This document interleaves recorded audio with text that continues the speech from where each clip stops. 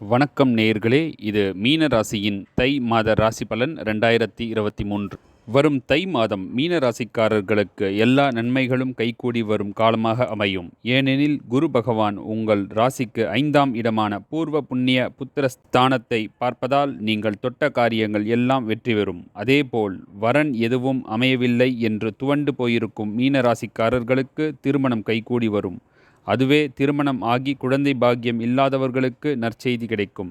உயர்கல்விக்கு செல்லும் மீன ராசிக்காரர்களுக்கு அவர்கள் விரும்பிய படிப்பை படிக்கும் வாய்ப்பு கிட்டும்.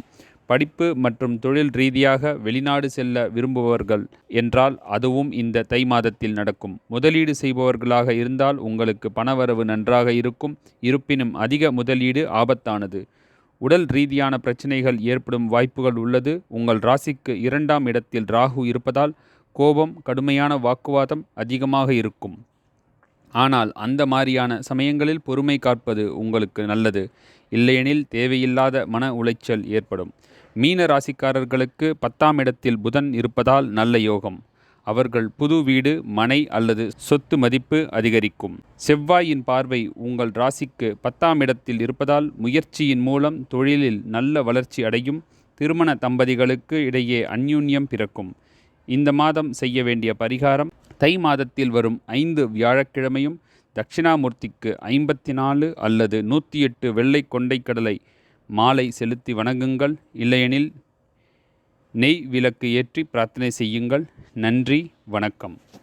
தை மாதத்தின் கிரக நிலைகள்: தை மாதத்தில் மேஷ ராசியில் ராகுவும், 2ஆம் இடமான ரிஷபத்தில் செவ்வாயும், 6ஆம் இடமான கன்னியில் சந்திரனும், 7ஆம் இடத்தில் துலாம் ராசியில் கேதுவும், 9ஆம் இடத்தில் தனுசில் புதனும், மகர ராசியில் சூரியனும், கும்ப ராசியில் சுக்கிர பகவான் மற்றும் சனி, கடைசி இடமான மீனத்தில் குருவும் சஞ்சரிக்கின்றார்கள். மேலும் வருகின்ற தை மாதம் 3ஆம் தேதி, அதாவது ஜனவரி 17ஆம் தேதி சனி பகவான் மகர வீட்டில் இருந்து கும்ப ராசிக்கு பெயர்ச்சி அடைகிறார்.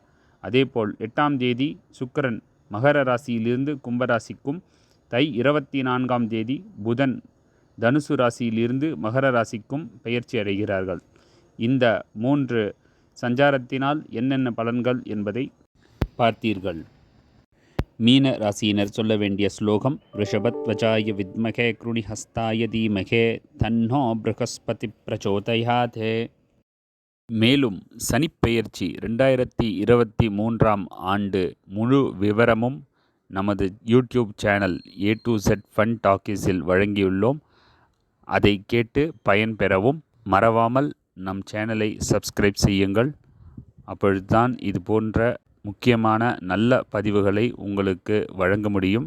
நன்றி, வணக்கம்.